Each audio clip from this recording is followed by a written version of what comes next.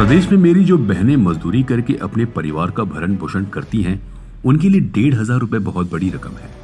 करोड़ों का घोटाला करने वाले लोग 1,500 रुपए की कीमत क्या जानेंगे। ऐसे शब्दों में कल्याण पश्चिम के विधायक विश्वनाथ भोईर ने मुख्यमंत्री लाडली बहन योजना का विरोध करने वाले महाविकास अघाड़ी के नेताओं पर जमकर हमला बोला। वह कल्याण पश्चिम में शिवसेना की उर्मड़े कोलिवली विभागीय शाखा द्वारा आयोजित लाडली बहन संपर्क अभियान कार्यक्रम में बोल रहे थे। कार्यक्रम में मुख्यमंत्री लाडली बहन योजना की सैकड़ों लाभार्थी महिलाएं शामिल हुई।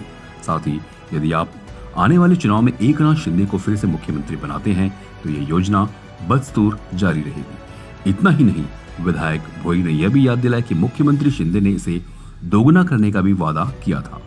साथ ही आगामी विधानसभा चुनाव में महायुति उम्मीदवारों को भारी मतों से जिताने का आह्वान किया है।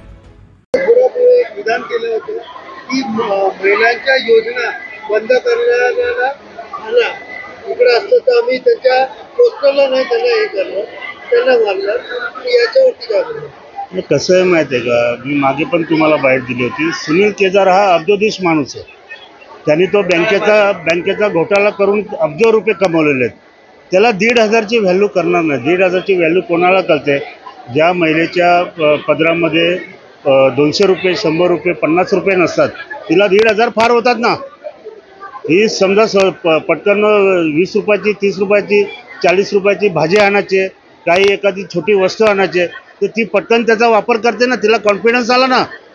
महिलेला आर्थिक हे दिल्यामुळे तिचा कॉन्फिडन्स वाढलेला आहे आणि त्या पद्धतीने आता ते महिला एकदम खुश आहेत। तुम्ही बघत असाल जिकडे तिकडे साहेब जाते, तिकडे महिला मोठ्या प्रमाणात जमा होतात। आता सुद्धा आम्ही बघा रात्री महिलांना फोन केले आणि काही महिलांना साहेब सकाळी फोन केले आपण, तरी पण त्या महिला किती मोठ्या प्रमाणात जमलेल्या आहेत हे तुम्ही आता इथे बघत आहात। म्हणजे महिलांमध्ये फार उत्साह आहे। त्यामुळे त्या सुनील केदारला 1,500ची कल्पना नाही, परंतु आपल्या गरीब महिलांना त्याची पूर्ण कल्पना आहे। त्यामुळे ते त्यांना आम्ही देत राहणार आणि पुन्हा सत्ता आली तर ते 1,500चे आम्ही 3,000 करणार हे साहेबांनी आम्हाला सांगितलं।